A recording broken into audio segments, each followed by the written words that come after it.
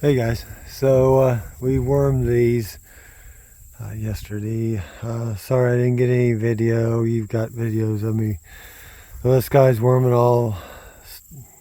quite a few videos doing that. So we were really busy and I didn't stop to take a video, but what we did, we wormed every lamb and kid.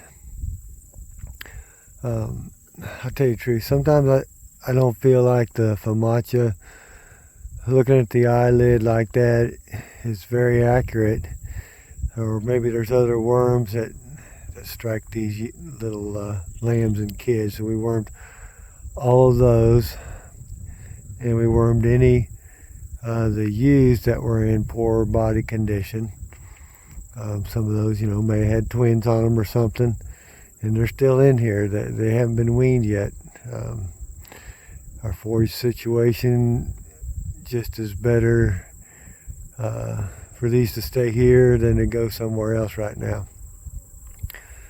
And so after we did that, we ran them back up here, across from where the cows were. If you remember, you remember that tree the cows were at there that day, and they were on the other side. Well, so we've got a three electric wire there that's divides these paddocks in here, and that group there is up against that wire, and this side hasn't been grazed for probably 45 days, maybe 60 days actually. I could have looked, I guess.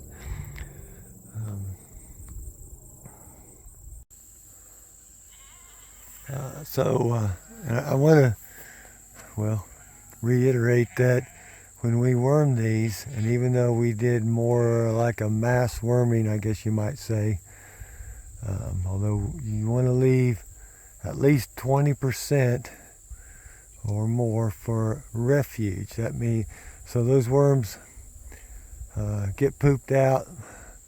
Well, now if you've wormed with your 3 wormers that we always use, and there's still a few live worms in there, and they're going to come out here, and then they're going to grow and be eaten by these animals again. But then there's going to be some that we didn't worm that may not be resistant, you see, to those wormers, and they're going to breed after they're consumed by these sheep and goats. They'll lay eggs, breed, and then hopefully they'll still be resistant, you see.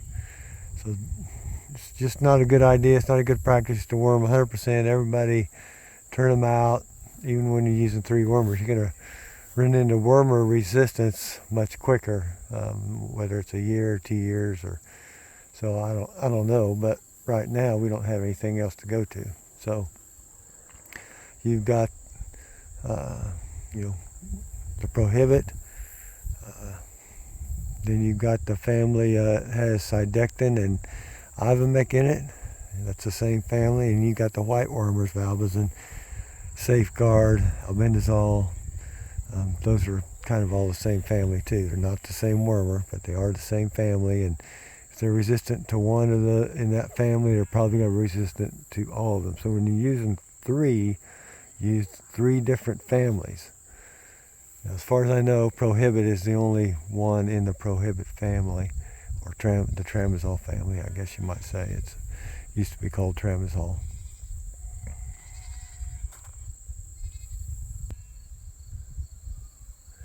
Now, we've got soybeans on the other side of this fence row, and you see the 2-wire steel wire fence back there behind it. Well, we put up this other poly wire fence in front of it, basically because when you got very many animals, and you're trying to get better utilization of this paddock, well, they're gonna want to move before you want them to move to another paddock, you see. And where they're going to want to move is across there into those soybeans. So in anticipation of that, we put this other fence in front of it right now. We'll see how that works, but now if this was a bigger pasture, you know, and we were just letting them graze, just, you know, wherever they wanted to go, you wouldn't need that, more than likely. If they had plenty of forage. See, that's the whole key. If they have plenty of forage, like here for a few days, they probably won't even look across the fence. But we want them to stay on there probably for more than a couple of days. We want them to utilize more of that older fescue or some of the forage that maybe they don't like as well. And that's where you're going to run into issues of them getting out, just using that 2-wire electric fence, or even a 3, 4, sometimes a 5-wire. They'll do. It's just all in how much they have to eat, how well they like it. You can come out here and say, oh, they got a lot to eat. But I'll tell you what, if they don't like it, they're going to look on the other side of the fence. So now if you've got a bigger pasture, they're not going to be up against the fence that often. But once they get out, then they're going to be hard to contain unless they've got plenty to eat, see? Because if they don't have, they're not satisfied, yeah, they're not going to want to stay in there very bad. So here, this is probably, I don't know, 5, 6 acres.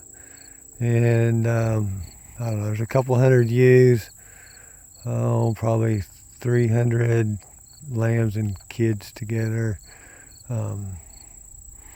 So they're going to be okay here for a couple of days, 3 days or so, and then they're going to start looking on their side of the fence, and that's when you'll have trouble.